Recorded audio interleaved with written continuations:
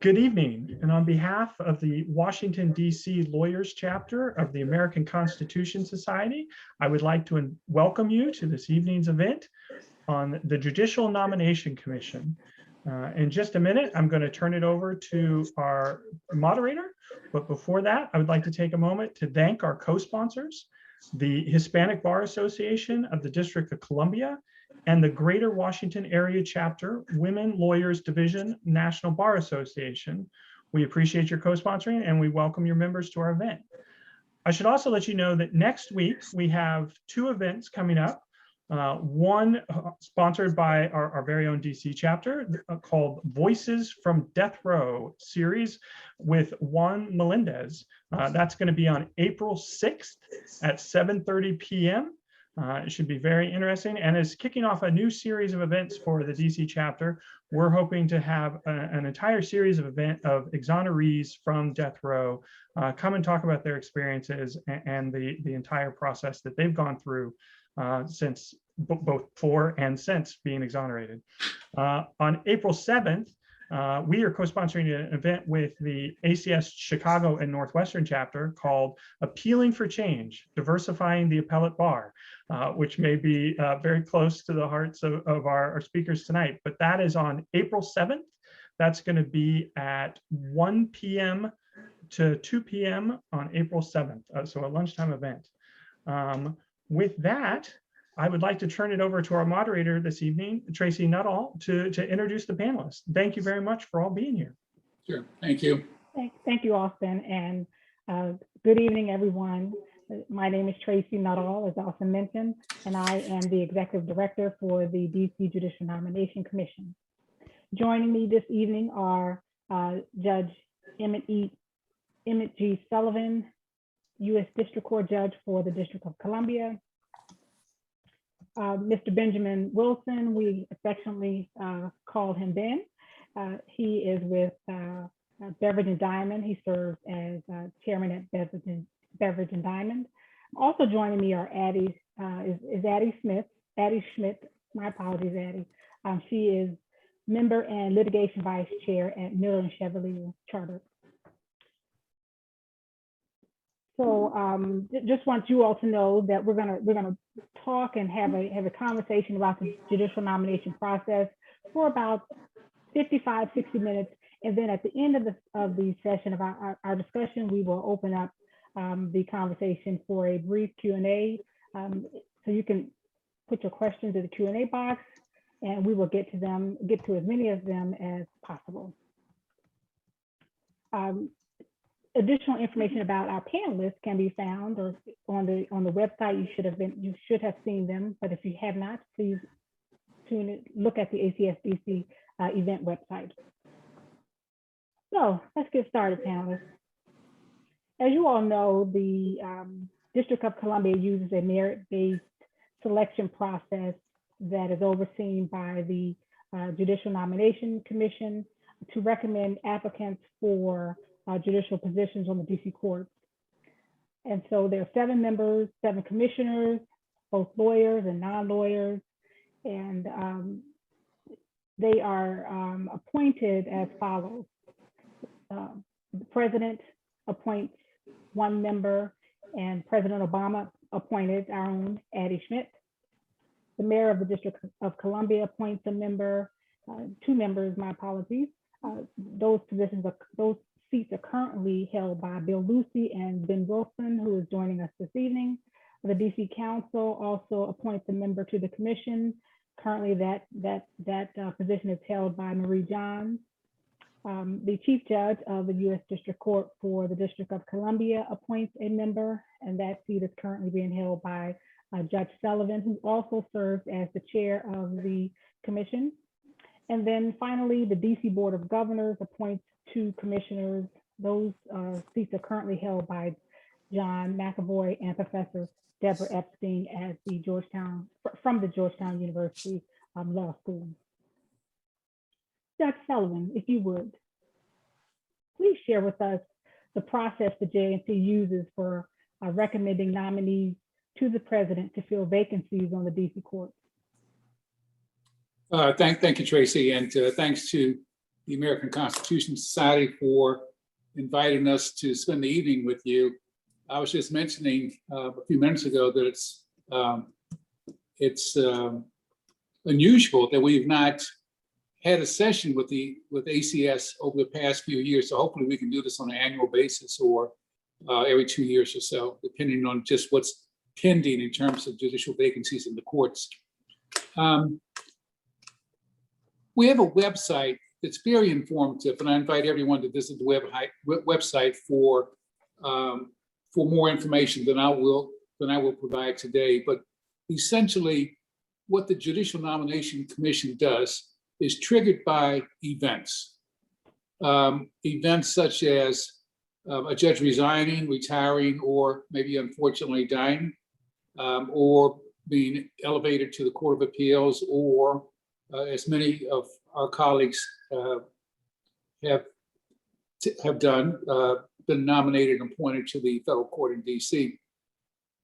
When that happens, when we receive notice that there's an event that's coming up, then the JNC has an obligation to post notice of the judicial vacancy, and within a prescribed time frame, 60 days after the notice is posted, to send names of 3 people for each vacancy to the President of the United States.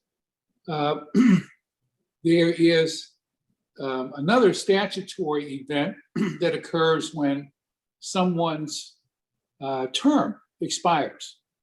And when we receive, and the term is for 15 years, when we receive notice that a person's term is going to expire and that he or she will not seek reappointment to active service, then the obligation of the commission is to forward names to the President for each vacancy 60 days prior to the occurrence of the event. So it's very important that all of us pay close attention to what's going on in Superior Court and the DC Court of Appeals, because events trigger the process. Thank you, Judge Sullivan. So, given the audience we have tonight, some of them might wonder, how can DC lawyers participate in the judicial nomination process if they're not a member of the JNC? What can the lawyers do to participate in the process, in the judicial nomination process?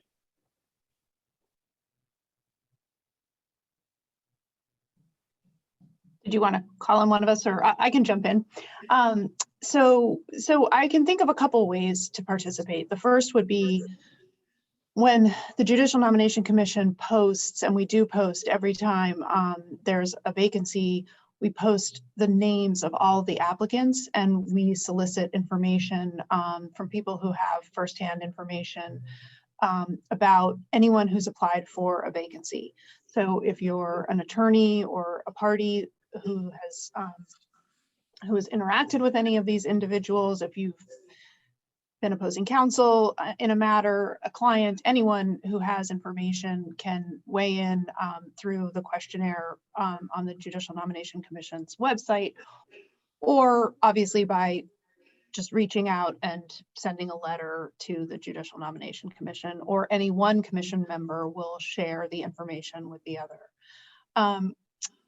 One other thing that we don't mention often in these outreach sessions, because it's a little bit less pertinent for this audience, but I do think it's important to mention, the Judicial Nomination Commission also appoints the chief judges of both courts. And so when that process, and those are for 4-year terms. So when that process is active and the commission is considering either redesignation of a current chief judge or applicants for a chief judge position, obviously the commission welcomes information through that process too. So I think those are a couple of ways that, important ways that lawyers or just members of the community can participate and help the JNC best do its job. Let me just add to that. Addy's correct, and I think it was 10 years ago, maybe longer, when Addy was one of my brilliant law clerks. One day it occurred to us, why aren't we publishing the names of applicants for these very public positions? up to that point, it had been, hush, you can't mention the names. This is a private process. Well, it's not a private process. These applicants are applying for public positions. And it's very important that the public have an opportunity to weigh in. Now, if you were a magistrate judge and you applied to be a judge, because you were a judge, all the judges received notice of everyone who applied. And there was something unfair about that. So we changed the rules. And we wanted to make the process as transparent as we can so that the JNC would never be accused of cronyism or favoritism. And that was very important. And I think Addy probably thought of that. I'll give her credit for that. And if she didn't think of it, I'll give her credit anyway. But that was one of the most significant things that the JNC has done to open up the process. And she's right. I mean, we don't invite people to come in and serve as interns with the JNC. We don't do that. Everything we do is confidential insofar as receiving the materials and scrutinizing materials. But your input with respect to judicial candidates is priceless. I mean, we want to hear from opposing counsel, especially. I especially want to hear from opposing counsel. I want to hear from defense attorneys about prosecutors who had the Brady Ball. And I want to hear from prosecutors about defense attorneys who may have some issues that should be explored by the Judicial Nomination Commission. I want to add one more thing about the process for recommending nominees. Once we send names to the president then has 60 days within which to nominate from any list that's then pending. And I like to give an example of A, B, and C. If A, B, and C are nominated by the commission, are sent up to the commission, or sent up to the White House, and A is nominated, B and C remain viable candidates for any subsequent vacancies occurring on the particular court until A has been confirmed by the Senate and appointed. So the frequent question that comes up from applicants is, do I need to apply every time there's a vacancy? I always tell people, look, err on the side of caution. You never know when the Senate is going to act. Too often they don't act, but you never know. And if you don't apply, if you don't apply for D's vacancy and A is confirmed and appointed and you're B or C, then you can't be considered for that vacancy. The other thing that's important is that a nominee or a person whose name has been submitted to the White House cannot be on any two lists for any one court at any given time. That does not preclude a nominee from being on a list for consideration for the Superior Court or the DC Court of Appeals at the same time. And Phyllis Thompson was a prime example of that. Thank you, Addy and Judge Sullivan. So as we think about being a candidate or applying for a vacancy, can you all share a little bit, Ben, if you would, what should one think about if they are considering engaging the process to become a judge on the DC court?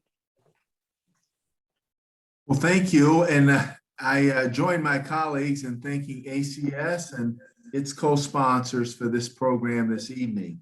It means a great deal to us that you care enough to make time to learn more about our court and how you might serve it and serve the people of the District of Columbia.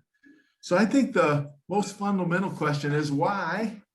Why now? Why you? And it may seem pretty obvious, but once in a while, candidates have not really thought that through and asking yourself that hard question. And I think that will give you some sense of that. The other obvious thing is to review the application. That will give you some sense of what the essential elements are and the types of things that we are looking for. We had a discussion earlier today about the timing of your application. And don't wait to the last minute. And just as a terrible mistake. And there are other similar concerns that seem rather obvious. I think each of us is different. We have 7 members of our commission. What I think you might find rewarding to learn is that we listen to each other. And if I talk about a candidate's weaknesses, Addy will talk about the strengths. If Judge Sullivan will talk about some aspect of this candidate's work in the community, and someone else will be struck by other activities of a given candidate. So I think it's a very, very good process. I think we want someone who cares. I personally want someone who cares about the people who live and work here in the District of Columbia. And someone hopefully is not a stranger to our city. You can live in a city and know one way home, and that's about it. And but we've got 8 wards, and we have people who have lived here for generations, and we have people who have only arrived yesterday, and each deserves the work that someone like you can offer on the bench. There are so many aspects to this question. I could talk forever, but I'd like to share that with my colleagues who have other points that they might make, please. So are there any qualities or experience that might make a candidate more attractive for a seat on the bench? Judge or Addy, if you all want to weigh in. Addy?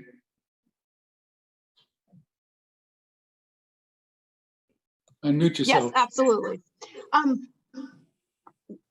There are many. In terms of qualities, I mean, I think that probably obvious but can't be underscored enough.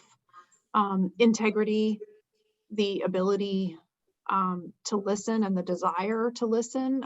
But being a judge requires actually informing oneself of the facts, and so listening to the litigants is important.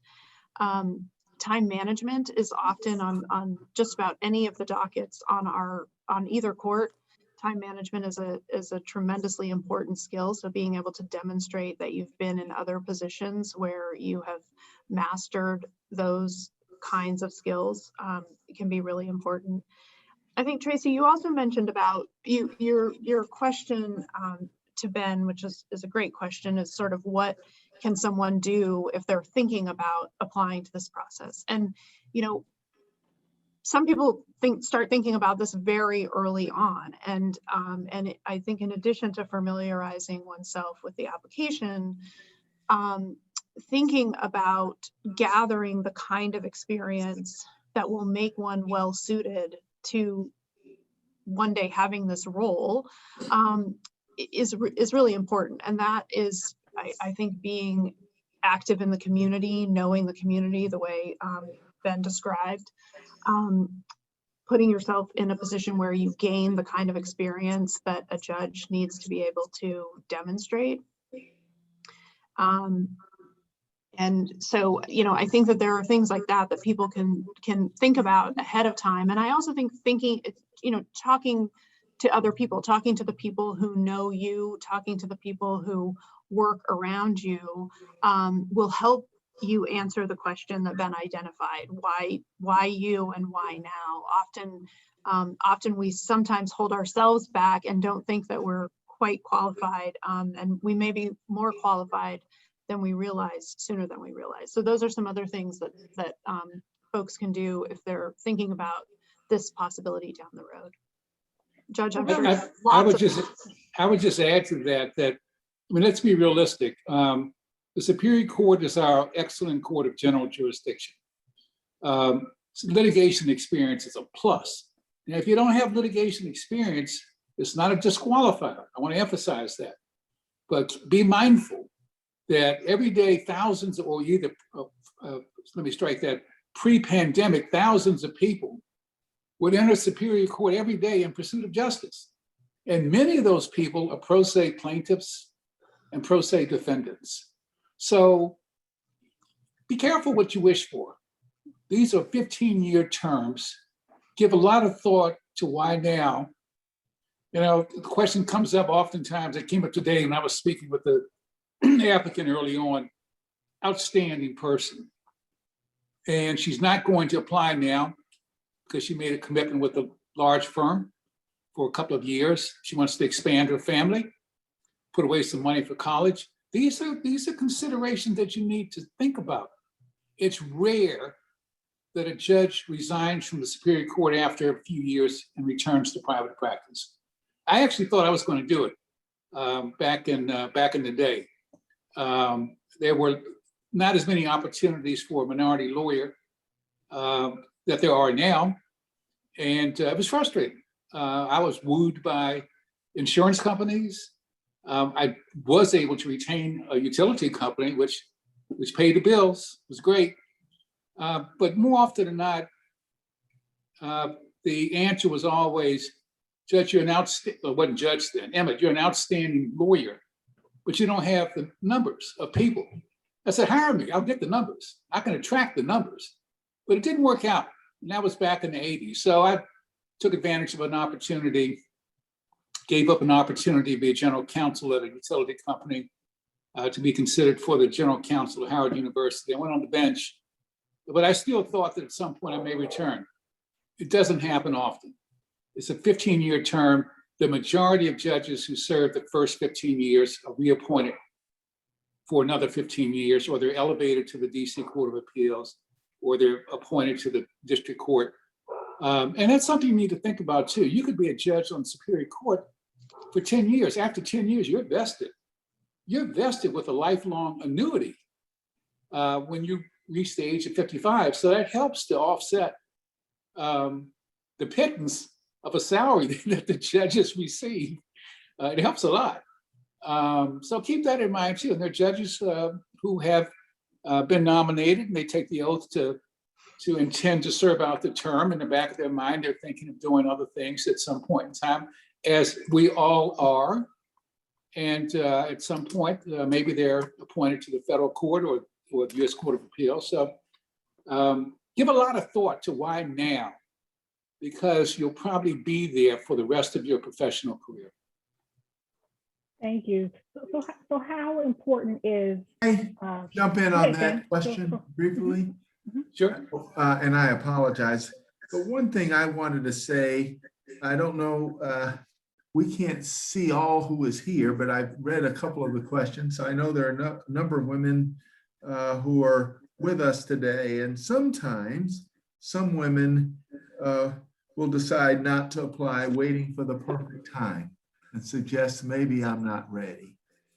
Generally, us men, we think we're ready yesterday. And the day after graduation from law school, Ben. Maybe before. And so I would submit to you that there's never a perfect, there's never an ideal time. And that most judges, if they were honest, they will say they learned a lot, I think, after they went on the bench.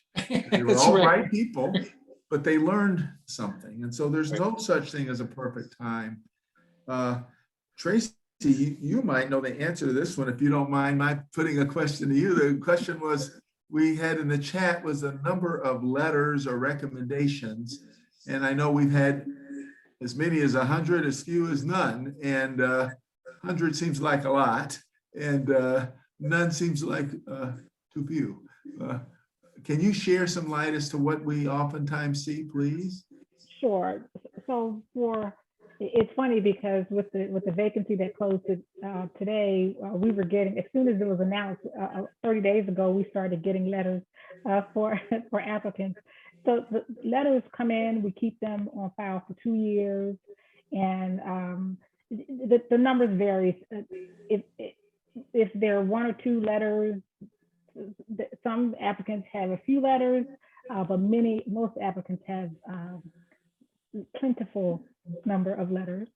Yeah. And so I was, so to skip ahead a little bit, how important are those letters?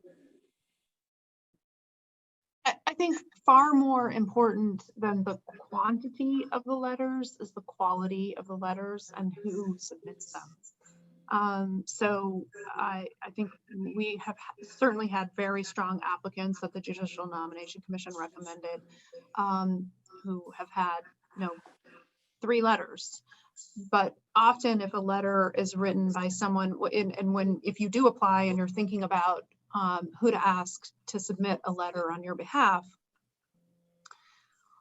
really think about who can speak to the qualifications that we're most looking for. And we've talked a little bit about those qualifications. You can also go on the Judicial Nomination Commission website and look at the questionnaire that we do ask people to submit if they have information about applicants, and those will tell you that will identify for you the most important information that we ask about. So is it someone, Judge Sullivan mentioned opposing counsel, so important, because often if you have been, chances are if you're a litigator, you are hopefully you're a zealous advocate for your client, but hopefully you're also civil and trustworthy, and you play by the rules, and you are respectful to everybody, to everybody who is a part of the process. And if opposing counsel can say something good about you, if you have an opposing counsel, someone you've been in the trenches with, someone that you have gone toe to toe with, someone that you have battled with in court, or even not in court, but in a matter, if that person, having been up against you, will take the time to say, so-and-so is a really strong attorney, but also one with integrity, and also one who, fill in the blanks. That really speaks volumes. That's certainly worth a lot more than a letter from your neighbor, or, from a good friend that you've known since college. Those people might be able to add information as well, but it's thinking about the folks in your professional life who are best in a position to weigh in on the qualities and experiences that you have that make you best suited for the bench. Can I just add to this point? We don't need to hear from your nanny. Now, if your nanny hasn't been paid in 3 months, we need to hear from your nanny. But otherwise, we're going to assume you're a nice parent. You're a good parent. I can't emphasize it enough, opposing counsel letters. Ask the new judges. Most of them would be more than happy to share with you their strategy for getting letters. I recognize that there's some ethical issues, especially if you're working with the government. I speak very highly about Darlene Sotis, who's on the Superior Court. She was a rough but fair-minded prosecutor. And in my mind, you can't ask for anything better than that. But she had like 10 letters that came in from outstanding defense attorneys. And for a second, I wondered, well, maybe she's a real pain in the neck. They're just trying to get rid of her. But I knew better, because she had appeared before me at least weekly for a couple of years. And I knew she was fair. And I knew she was tough. And I knew she gave some brilliant allocutions better than some defense attorneys. So do not engage in a letter writing campaign. We don't want everyone who's ever known you since you were in the cradle. Please don't do that. It's quality, not quantity.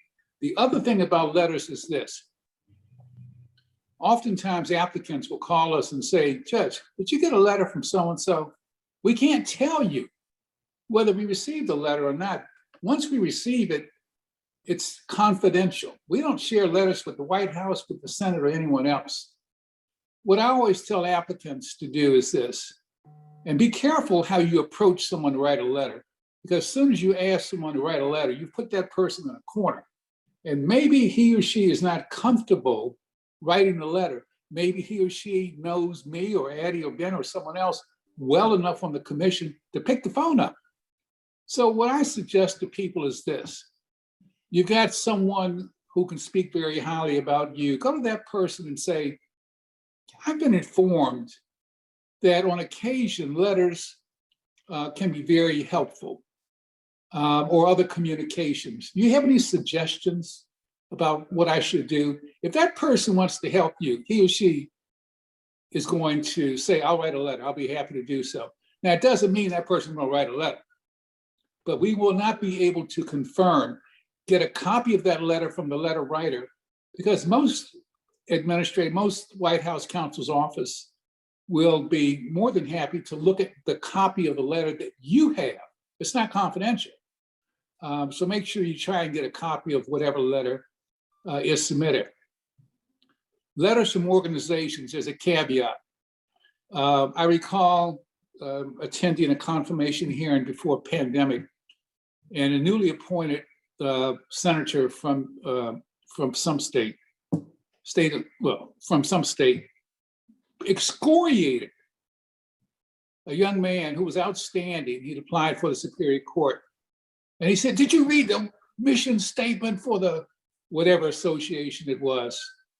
And the applicant said, no, I didn't. He said, well, how long have you been a member of that organization?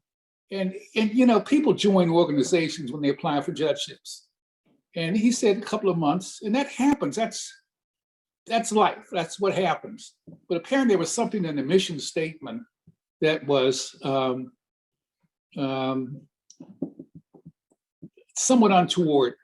And the senator took the opportunity to blast this person, first of all, for not having read the mission statement. So bottom line is, be very careful about the mission statement of any organization.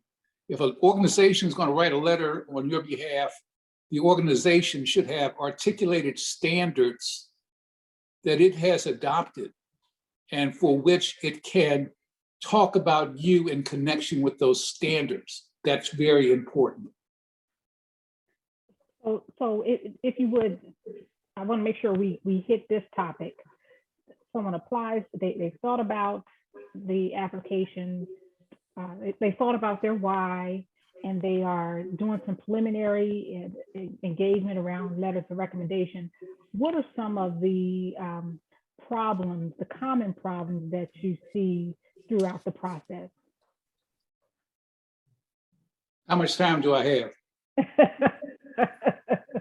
All right, these are the common problems.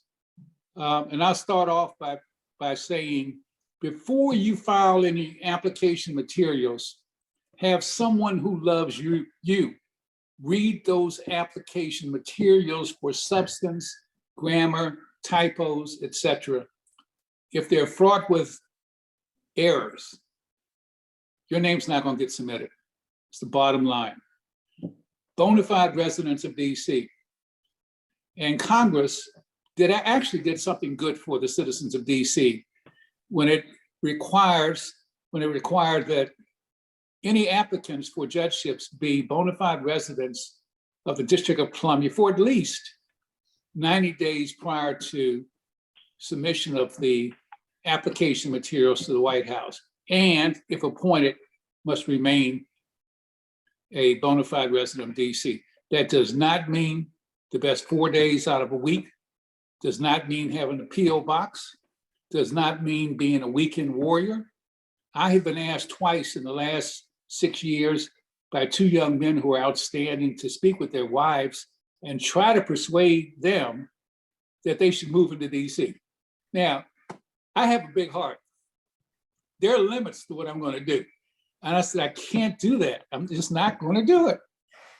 So you have to make a decision as to whether you want to be a bona fide resident of DC, have a DC driver's license, voting registration card, library card, any other indicia of being a domiciliary, paying your taxes and paying them on time, any other criteria that we can look at to determine whether indeed you are a bona fide resident of the District of Columbia. Those are a couple of things that come, those are a couple of problems that come up frequently. The third, and I'll turn it over to Ben and Addy, is that oftentimes people have consent plans with the consent payment agreements with the federal government or DC government to pay back taxes. There's nothing wrong with that. That's life. Things happen. You may be a partner at a big firm and get a heck of a bonus, at the end of the year and don't pay taxes. Things like that happen.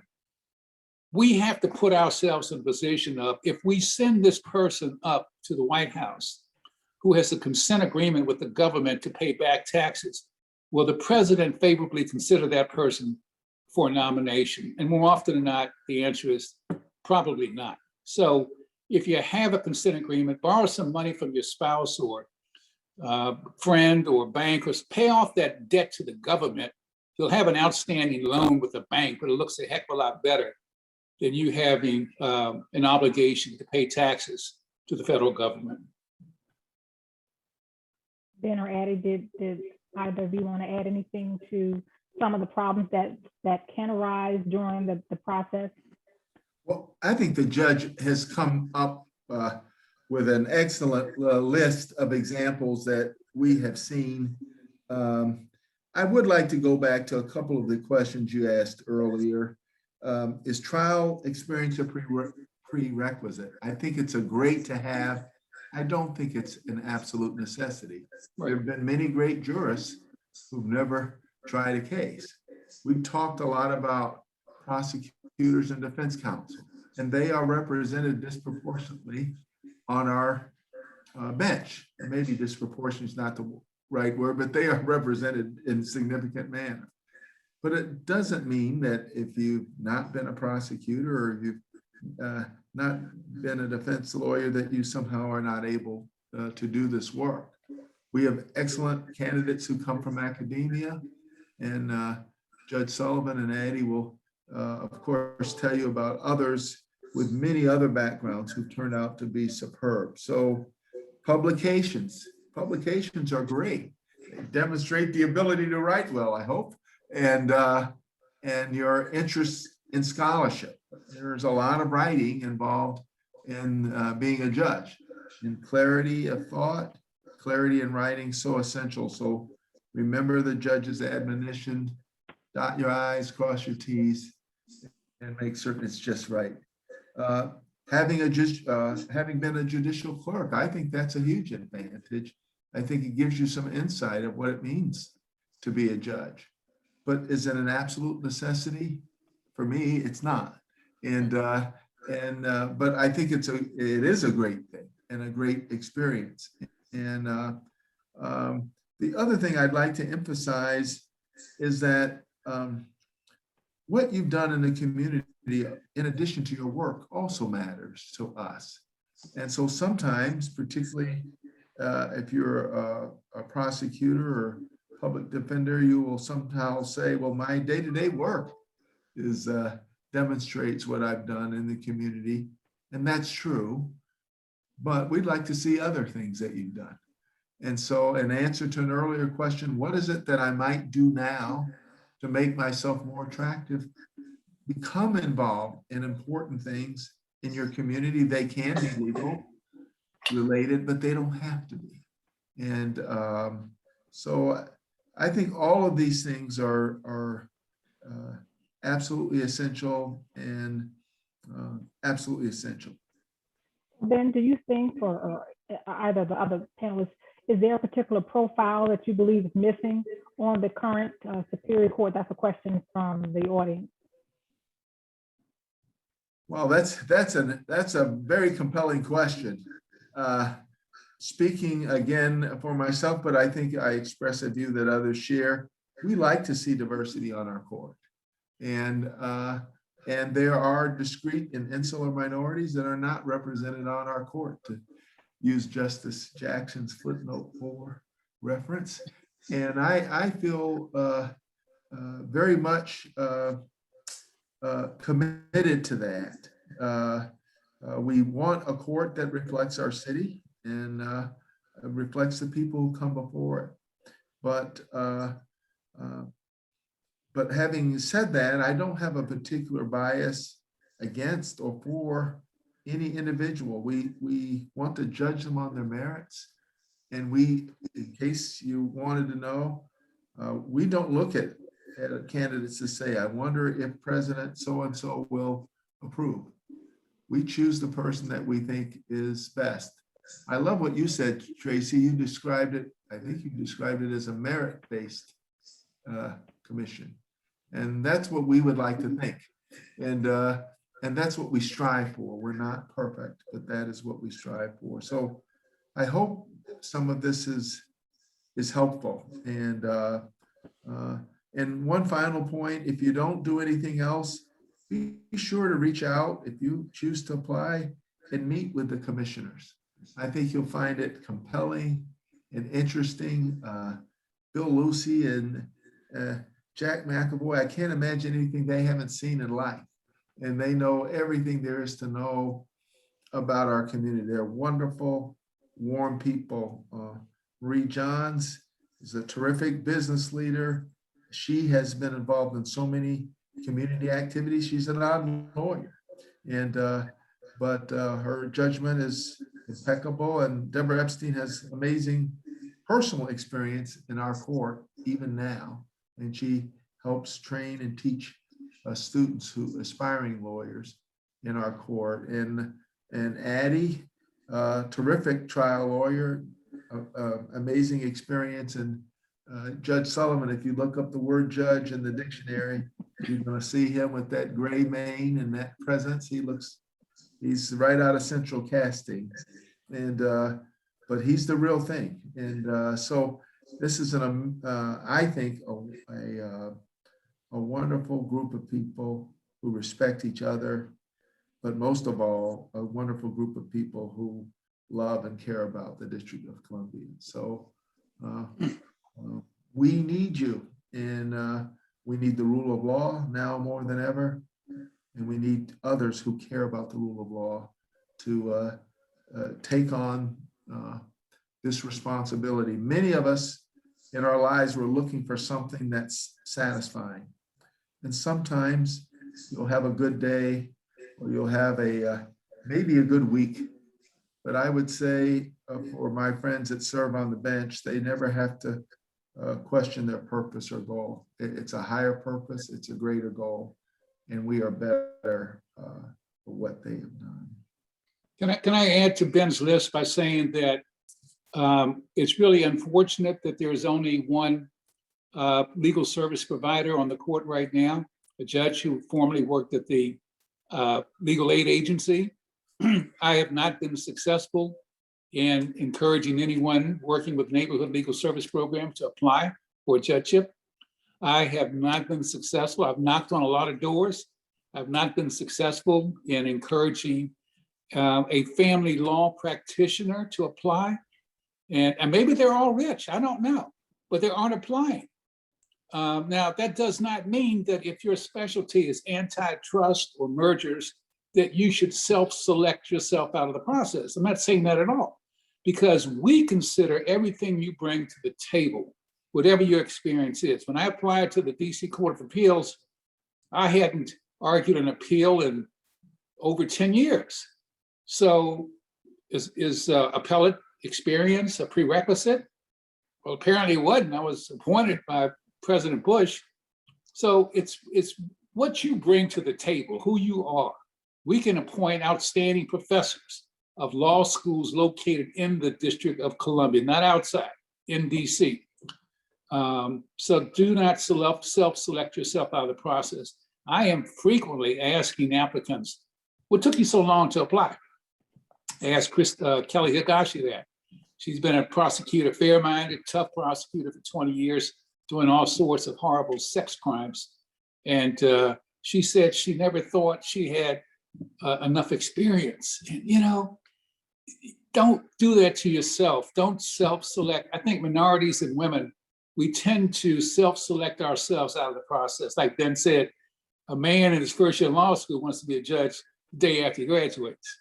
But, you know, just, you know, talk to judges on the bench, find out what their experiences were, find out what their paths to the courthouse were. If you don't have litigation experience, again, I think it's a plus. Take a pro bono case. I read a letter about 5 years ago from a tenant who was represented by a Department of Justice attorney, and it brought tears to my eyes because she said that but for the outstanding DOJ lawyer who had never been in Superior Court, she and her 4 kids would have been on the street.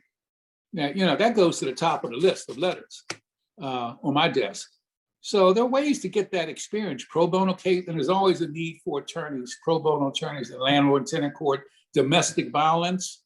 We're trying now to persuade some lawyers who actively practice defending victims of domestic violence, sex trafficking cases to apply. So there are any number of categories, but just because you don't fit in one of the categories I just mentioned, don't say, well, there goes that. I'm not going to apply it. Don't do it to yourself. Thank you, Judge, for your thoughtful response. I want to make sure I ask you all, since Ben opened the door to the interview process, are you all able to give some insight on the interview process? When should an applicant reach out to a commissioner? Is it okay to reach out to a commissioner, or one-on-one interviews versus invited invitations before the commission? Share a little bit about that process. So all new applicants receive an interview with the full commission, but most of the JNC members also are willing to meet with applicants individually, or sometimes in a small group. For example, sometimes Mr. McAvoy and I will meet together with new applicants just to save the applicants some time and make sure that the discussion is as informative as possible. Whether the JNC member does those individual one-on-one meetings is completely up to the commission member, and sometimes can even vary based on timing. For example, I'm going to trial next month. So for this vacancy, I probably won't meet with people just because I won't have time to meet with everybody. But most of the time I do, and most of the other commissioners do. And that's an opportunity to meet and have a little bit more time than you'll have with the full commission member, with the full commission. And those interviews are very important because they're an opportunity for the applicants to learn about and connect with the commission members, learn, what we may be thinking about or looking for. And obviously there's the opportunity for the commission to figure out a little bit more about the applicant than they can glean from the papers and from any letters that have been received. So in terms of preparing, I think Ben said it at the top of the hour, please be prepared for the question, why would you like to be a judge on this court, and why do you think now is the right time? I think being prepared to discuss your community involvement. I think all of the commission members place real emphasis on how much you know about the community that you will be serving if you are appointed to the bench. So being prepared to talk about your community service, I think, this probably applies to just about any interview you go into. Be familiar with your application. Sometimes it can be a while since you looked back at the paper that you wrote or something that you've done, but it's pretty it's good to be familiar because you might get a question about it. And I'll let Judge Sullivan and Ben add anything that I've forgotten about preparing for the interview, but we really enjoy it and get a lot out of the interview process, and I think the applicants would say the same. Thank you. I don't think you left anything out, Addy. The only advice I would offer, 2 things: be your authentic self. Don't try to be anyone else. Convey who you are, and you'll feel most comfortable. The other thing I will tell you, a question that I ask most of the people that come before us is, tell me about a challenge you've had, professional, personal. How did you get through that? And I want to know what makes you tick. I want to know what drives you. And so I call that my Oprah question.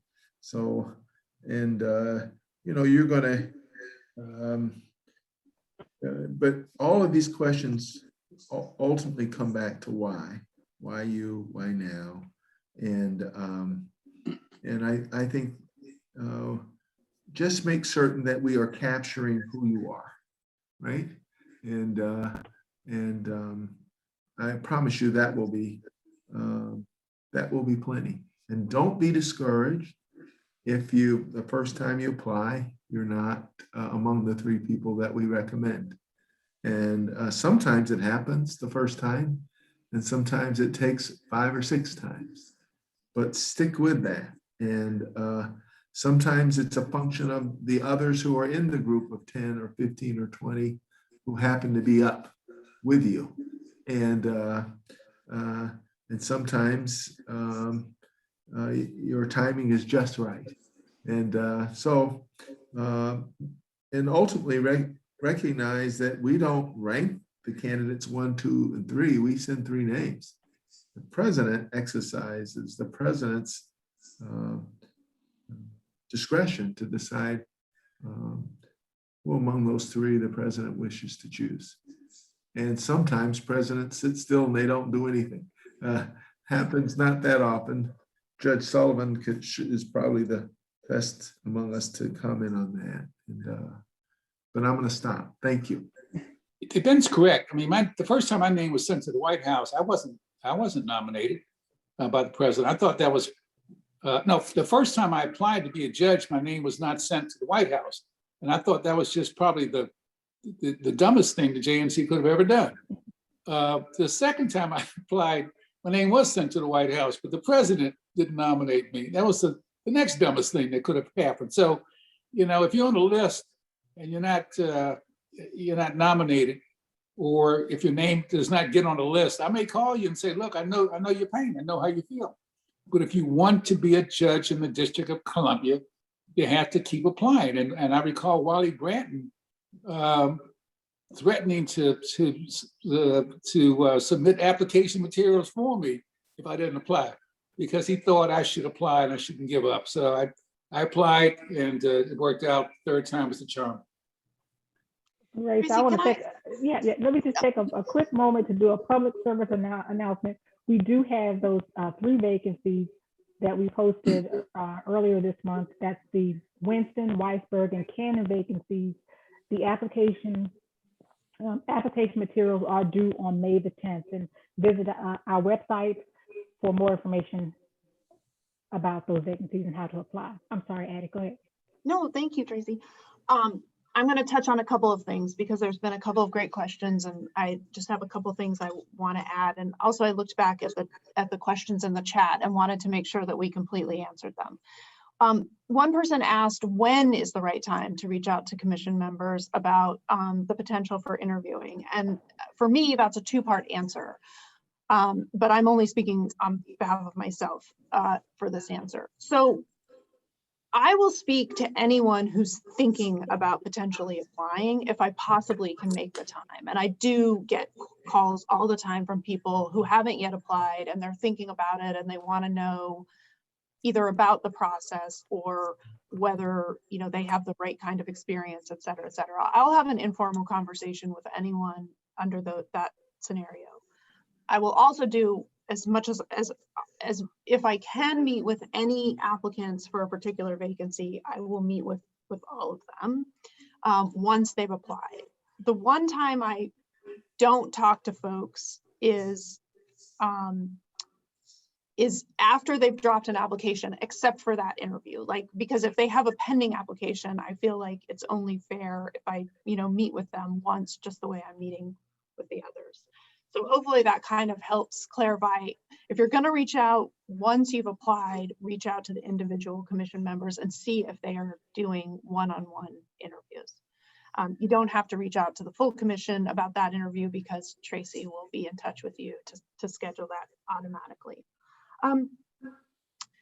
In terms of I don't know where this falls in terms of whether it's problems or just preparing for the interview, but one of the things that, and I think this is something I've learned on my time with the commission, for me, I really want to make sure that an applicant truly understands the job that they're applying for. And that might at first blush sound silly. Obviously, they know they're applying for a judgeship. But even attorneys who have regularly appeared in Superior Court often don't have a really comprehensive understanding of the court. They may, for example, let's say you were a defense attorney and you spent your entire career in the criminal division. You may not have a great sense of the rest of the court, what those other dockets are like. And you don't have to, I don't mean to suggest that any applicant has to know every single division or anything like that, but I do really want to know that an applicant understands that they can be appointed to any division, and the most likely appointment will be to a division they don't have any familiarity with. And so do they understand what, and do they want that job? Do they want to be presiding over a docket that is largely pro se? Do they want, is that the job that they want? Because to me, that's what the litigants deserve. They deserve a judge who not only has all the qualifications, but actually wants to be doing that job. And there are lots of ways. I don't mean to suggest you have to have had a practice in Superior Court. In the non-COVID time, you can go and visit. It's the People's Courthouse. You can go visit. You can sit in on an oral argument in the Court of Appeals. There's also information published about the courts that can give you a lot of insight. I think both courts publish an annual report or a biannual report that gives a wealth of information. So I like to see and really want to see that applicants have done their homework and understand the court that they are hoping to be a part of. Which brings me to another thing I'm going to add on a hopefully responsive to another question, which is there some specific profile that's missing? I don't really think so, but I do also think that, you know, there are more than 60 judges on the Superior Court, and I'm embarrassed to say I don't know the exact number of the Court of Appeals judges. Nine.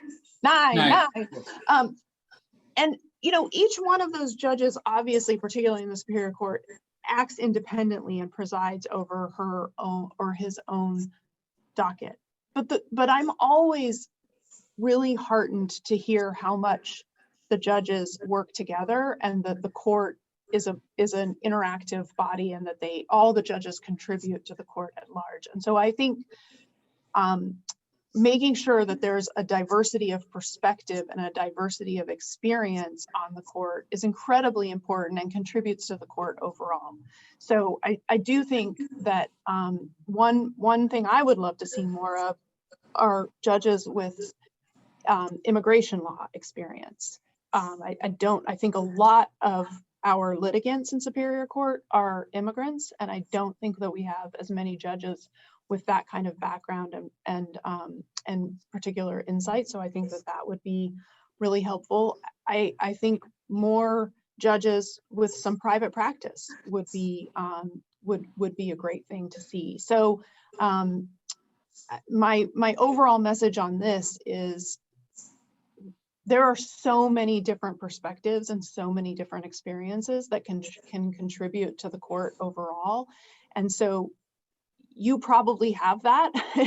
and just think about the things that set you apart and what kinds of insights you would be able to contribute, and highlight those for the commission.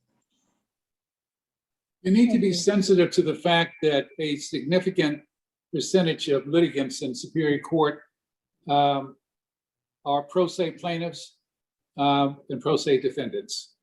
And you know, you need to determine whether or not you have the demeanor and the patience to fairly preside over a case involving a pro se plaintiff against a pro se defendant, or a corporation against the pro se defendant. And oftentimes people don't want attorneys. I recall a young man some years ago, I asked him if he tried to get an attorney, and he said, you know, Judge, my dad had an attorney and he's serving a sentence now for something he didn't do. No, I don't want an attorney. And just because someone's pro se doesn't mean that his or her claim or defense lacks merit. You need to be sensitive to the fact that you're going to be presiding over those cases. You need to be sensitive to the fact that you're going to be in landlord and tenant court. You're going to be in small claims court. you're going to be in domestic violence court? Are you cut out to preside and be a fair, impartial judge presiding over those types of cases? And Addy's right. If your background is civil, you're going to be in criminal. I can tell you that right now. It's not because Anita Josie Herring has told me that. It's just that's what happens. And if your practice has been civil, you're going to be in family. And maybe you've had no experience at all in family other than trying to, like we all do, raise our children and deal with their issues. So give a lot of thought to whether you're the person who's cut out for this 15-year term being in assignments that you have no control over, because we do ask people to sign the application indicating that they understand and they consent to serve in every division of the court. You could be in probate and tax. I always give the example of Darlene Soltis, who was a fair-minded, tough prosecutor. When she was appointed, her first assignment was landlord and tenant. And I recall going out for lunch one day and I saw her coming down the street. And I said, well, let me just cross over because I'm sure she's furious about that. I said, no, I'm not going to do that. And I said, how you doing? And she said, oh, I'm great. You said you wouldn't believe. I said, well, I wouldn't believe. I was presiding judge of probate and tax, but I've forgotten everything. I know someone started calling you. She loved it. She enjoyed being the person who was supervising the affairs of those who were unable to manage their own affairs and to make a positive difference in the lives of those incompetent individuals. And she was in that division for 2 years or so. I still don't think she's in criminal. She's an excellent criminal lawyer. And it may be 5 years before she gets it. She's ultimately going to get there. But keep in mind that you're going to be in a division that you have absolutely no experience. The saving grace is that you're surrounded by 61 judges who want you to succeed. And when they tell you, call me with a question, I don't care if I'm in trial, I'll take your phone call. Believe it, they will. They may not have the answer, but they may have a suggestion. The suggestion may be take a continuance and hit the books. But you have people who want you to succeed. And the training program in Superior Court every year is amazing. I keep saying that I'm going to try and carve out some time to attend myself because we can all learn something new. So in our last few minutes, let's talk a little bit about what happens after the JNC recommends the name, and to the question in the box about the 3 vacancies that we currently have. In your letter of interest, just make sure you indicate you're applying for Winston, Weisberg, Cannon. If you don't, we're going to make an assumption. We'll, if we have time, we'll ask you, or we will only assume you're applying for the one that you list. So switching gears to what happens after we send names to the White House. Is the president required to nominate from that list? Share a little bit, if you all would, what happens after the names go to the White House? Well, the first thing we should say is that we have limited information about that because it is an entirely different process. I do want to underscore that the JNC's process, and which is again set out by statute, is, and our mandate is to recommend 3 qualified candidates to the President of the United States, full stop. And so we don't have any role beyond that. The President of the United States can pick one of the names from the list for the vacancy we submitted, or can pick from any other pending list. So if there are other lists currently pending before the president, he, someday she, can appoint from any of those lists. I think we have, and probably Judge Sullivan has the most information on this, but in terms of our understanding of what happens next, the White House and the FBI, the FBI will vet. The White House has its own vetting process. They will interview whichever applicants they feel that they are interested in speaking with in order to reach their determination of which individual to nominate and send to the Senate. Judge, or Ben, anything beyond that that we sort of can share about the process after the JNC does its part? I defer to Judge Sullivan. He has a great way of advising, and you did this some already, so it may not be necessary, but his point about making yourself eligible, being clear about your interest in openings, I think that's very helpful. Totally. Have you all heard any information about the interview process, preparing for the interview, post recommendation versus the interview process with the JNC? No, from me, no, and I try not to.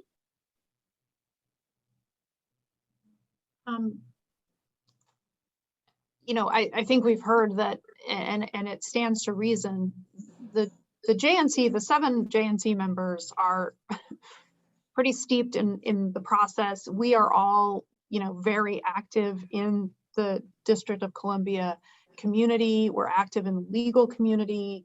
All of us have lived in the district for a long time. And so we know a lot about the DC courts. We know a lot about the DC legal community. We know a lot about the process. It just stands to reason that the folks in the White House counsel's office and in the Senate Oversight Committee don't have quite as much insight into and familiarity with, for example, the DC courts. They obviously know a lot, but they might not know as much as us. So the questions that they are getting at and the information that they're seeking may be different. We do know that the Senate, if the president once the president sends a name to the Senate has a questionnaire that they will have the applicant complete. I think then the nominee meets usually with Senate staffers, for staff people working for the members, for the senators on that committee before the hearing. So that's a little bit of insight, but the best advice probably we can give about those stages of the process would be to reach out to judges who have recently been nominated and confirmed. I'm confident that they would be happy to share whatever information they can share about their particular experience and give any advice that they have. Thank you, Addy. So as we close out our formal presentation, is there a final thought either of you would like to share with the audience? I'm going to go back to what I said early on. Have someone who loves you read your papers before you file them. Read it for substance and grammar and typos. Spell check is not going to catch everything. You could have the letter A appear 4 or 5 times in a sentence that makes no sense because spell check is not going to catch it. So don't shoot yourselves in the foot. Put your best foot forward. You're competing with other outstanding people, so do it right. And as Ben said earlier, please, please, please, I know it sounds like James Brown, Ben, but don't wait until the last minute to apply, to submit. No, I'm not going to use that word, submit. What's the word, Tracy? It's for us to receive. The application materials have to be received by no later than 12 noon. That doesn't mean 12:03, 12:04, or 2 o'clock. Computers break down. Everyone's using a computer now. We're lawyers. I wait till the last moment we all do. It's in our nature. We're taught that in law school, and oftentimes we do that for strategic reasons. But there's no strategy to be gained here. Apply early. And I can't say enough about that because we don't want to break your heart and to have Tracy send you an email, say, for this reason, that reason, another reason, your application materials are not going to be considered. It also doesn't allow us to assist you with correcting any issue if you're missing something. Cecilia and I, we are happy to say, hey, you forgot something, but we can only do that if we have enough time before the deadline to say something is missing. Ben, did you have any last words? I think my final words would be, this is very much a time of transition in our society, and our courts are no exception. There's 62 judges on the Superior Court. We have 12 openings. We have 7 judges on our DC Court of Appeals. We have 2 openings, and with Judge Thompson, we'll have 3. If you want to work hard, if you want to feel like what you do makes a difference, if you want to have a great impact on the community in which you live, this is for you. It's not for everybody, but it is for you. And I think that, as I mentioned earlier, I think we're all striving for a life of purpose, and judges never have to explain their purpose. They know what they're doing. And so I think there's I don't know what we would do without them. And so please think of that, and please know that we look forward to meeting you and to speaking with you. And we need good people. We can never have too many. So thank you so much. It's I think it's the highest form of public service. So thank you. Thanks to you who are already doing it, and thanks to those of you who are contemplating. And so there must be a few questions. Please go ahead, Addy. I'm sorry.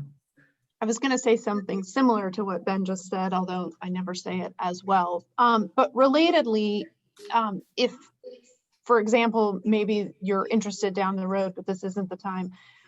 If you know of other people, if you're working with colleagues, if you have an opposing counsel that you really respect, if you can, often we hear from people that in answer to that question, why and why now, I'm struck by how often we hear from people that it was people around them that encouraged them to apply, that said, have you thought about the bench? I think you'd be really good. And I think you could really serve. And so think about that as well. We really do have a tremendous number of vacancies, perhaps unprecedented. And so if you know of people who would be strong candidates, please send them our way. You know, what I encourage attorneys to do is to print out a copy of the application, create a computer file, start filling it out, and from time to time amend it. Maybe you've had a significant trial, maybe you've had a significant judgment, add it. Maybe you've had a significant pleading that you filed, a writing. We're always interested in your writing. Don't give us, copies of any motions for extension of time. We don't need that. We want to know something about your analytical thinking, your thought process. Be mindful that in an effort to make the process as transparent as we possibly can, we are constantly amending the application materials. And if you finally decide to apply and you use an outdated application, it's not going to go anywhere. So the rules are there on the website. If you have any questions, Tracy Nutall is now your best friend, or call her. Or call any of us, call me. I spoke to an outstanding attorney last week. The question that came up was, Judge, do I satisfy the requirement that I be engaged in the active practice of law in the District of Columbia for 5 years? That's a very interesting question. And I told her that. And I said, I thought about it overnight. I said, send me your resume, and some bullet points. Tell me what you do on a daily basis. And I finally told her, apply. I said, I have but one vote. I have some clout, not much. I have some, but I think you do fit the criteria, but there may be others who disagree with that. but apply. So there's nothing wrong with asking if you have a question. And I always tell new law clerks, if you don't ask a question, there's probably a 50% chance at least that whatever you recommend to me is going to be wrong. So ask. If you don't understand something, ask. I think a lot of us don't want other people to know what we don't know. That's not me, that's not Ben, that's not Addy, that's not the other commissioners. Got a question, ask. It's that important. Finally, for me anyway, in response to the question of are there areas of the law that aren't that are not represented by attorneys on the court? I always say that the court is a microcosm of the community it serves. So you think about that. So how do you fit in? You know, has there ever been a Muslim judge appointed in Superior Court? No. Has there ever been a Hindu judge appointed in Superior Court? No. And there are a couple of Muslim and Hindu attorneys who turn around when they see me walking because they know I'm going to keep on encouraging them to apply. So figure out where you fit into that microcosm, maybe your area of practice, maybe because of other diversity issues that are just as important. Diversity of employment is just as important as racial diversity, gender diversity, and I'll leave it at that. My closing thought for many of you, I'll be 6 months with the JNC in April. And so many questions I may not and did not have the answer to. And throughout the past 5 months, I have fully appreciated the information that's on the JNC's website. It's rich with information. And so someone sent something over the weekend and I went to the website on my phone and I downloaded the application, the document that outlined the application process, and it was rich with information. So I want to encourage you all to visit the website. We posted it, but also if you have any questions, feel free to send an email to dc.jnc@dc.gov. Austin will put it out in the chat for you. You might want to mention what you do, your chat outreach, Tracy. What do you do every week or so? Yes, we have open conference calls on Mondays, either at 12:30 or 4:30. So they're alternating times. One Monday at 12:30, another Monday at 4:30. So I have calls. I've had calls throughout the month of March, and I have calls scheduled in April. So feel free to jump on a call. It should only last about 30 minutes, but I go through the process. I'm happy to answer some questions during those calls as well. And people do not have to identify themselves, correct? No, not at all. Not at all. It's a conference call. You can listen to me talk. You can open up and ask a question, and I will answer it. But no, you don't have to identify yourself. So I'm not sure I understand how to access this chat room. You guys have been talking about, but I don't need to. Were there any other questions? Yeah, we have been responding as we go to the questions. Oh, okay. So we appreciate that, but we do have a few more minutes. We have a few more minutes. If there are any more questions, feel free to ask Austin if you want to take over. Well, I just wanted to go back to something that Judge Sullivan said. And as an antitrust practitioner, I'm really glad to hear that antitrust folks should not exclude ourselves from consideration. I was worried earlier when he started talking about antitrust practitioners, what he might say about us. So I was glad to hear that he was not telling us to stand aside. Let me tell you, those are the most challenging, interesting cases that come before the court. I'm speaking for myself. I'm not speaking for other colleagues now. All right. They have their own opinions. Well, I want to say thank you very much. I did get a note that pointed out that I was delinquent at the top. I failed to mention the ACS's Path to the Bench initiative, which is a program that is run by ACS in which we help candidates prepare to become put themselves forward as candidates. And the information and the assistance you all provide is incredibly helpful. But as a second resource, ACS is happy to help anyone who is interested connect with our network of judges. Now, I will acknowledge that our network is a bit more national. We are focused on judges around the country. And so, the information that you guys have may be a little more specific to the DC courts, but I'm going to drop a link to the website, ACS's Path to the Bench Initiative. And that is a kind of a pre-JNC resource for before they get to you. And to Judge Sullivan's point, I am sure that there are folks at ACS who would be happy to proofread your application to make sure that there are no typos, because we certainly can do that if nothing else. So I guess the only question I have, and we really just do have another minute or two here, is I would be curious. I know you guys mentioned the 3 openings that you have and you're accepting applications for now. We were talking a little bit before we started about the fact that, there are some potential additional openings. So going for people who maybe aren't ready now, could you maybe talk a little bit about kind of what does the next year or two hold? And, we just saw the first nominations come out of the Biden administration.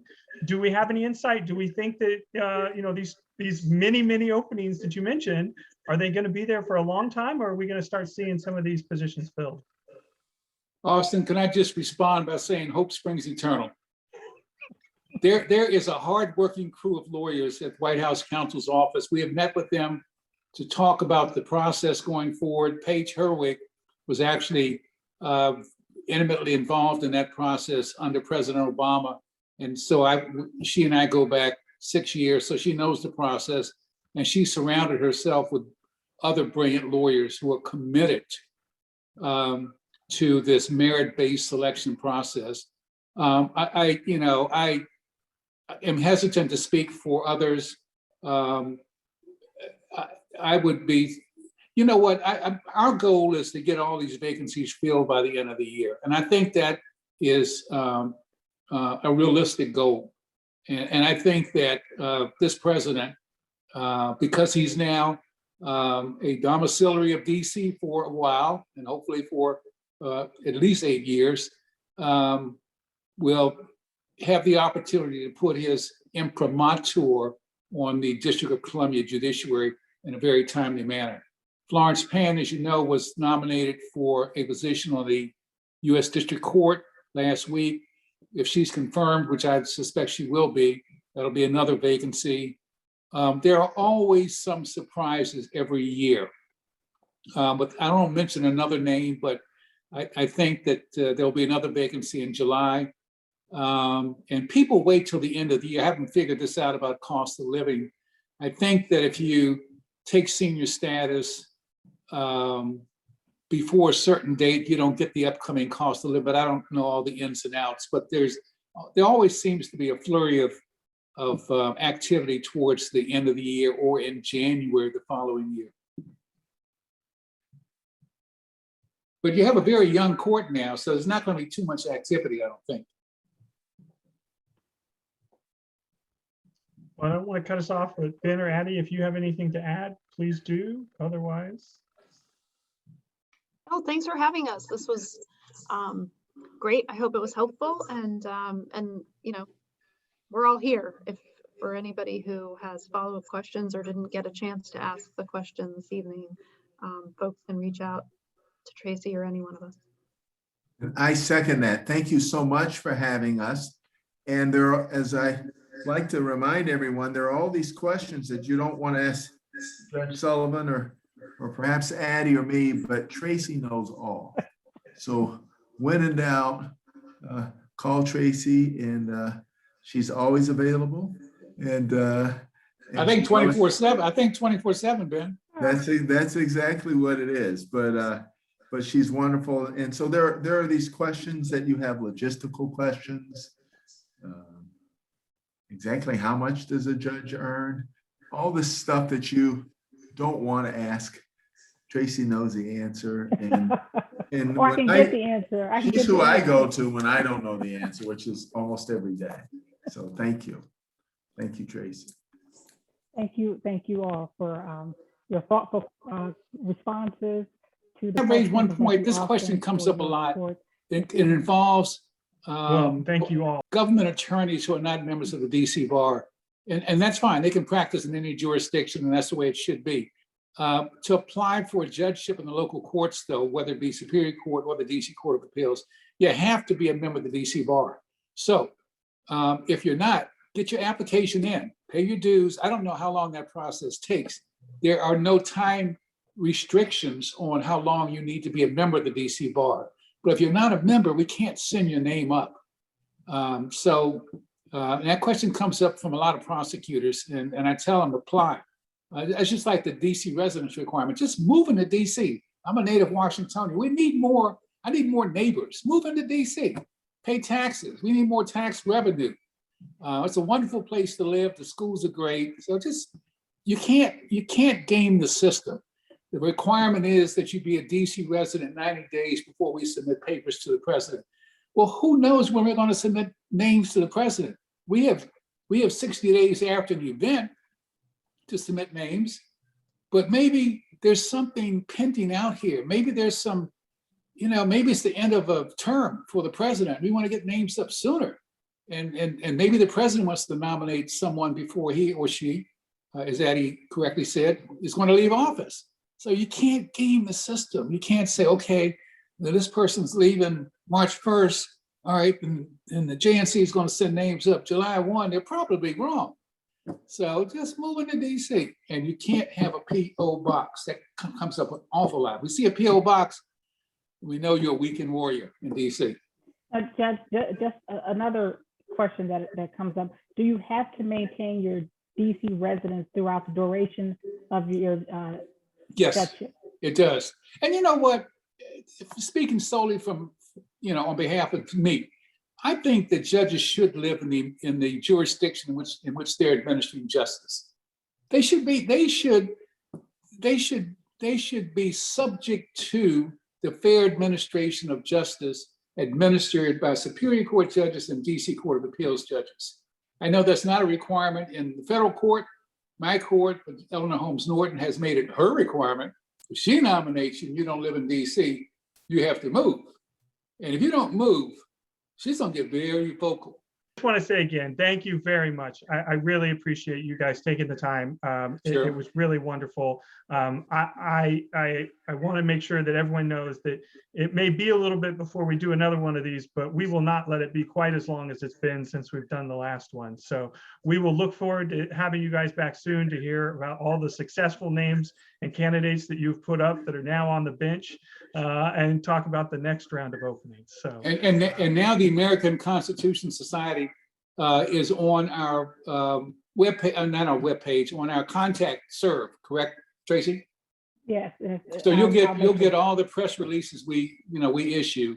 And if individuals want to be on the press list, what are they on the serve list? What do you call that list? The serve list? Listserv, yes, distribution list. They can email me at the email address that's in the chat, or they can go to the JNC's website, and there's a button that says if you want to get notices, sign up here. Great, that's wonderful. And we have hundreds of people on that service now, don't we? Yes, we do. Great. And I never thought I would say this, but Tracy, not me, post on Facebook, Instagram, what else? I think you tweet a little bit. Tweet, I don't even know what that is. I don't want to know.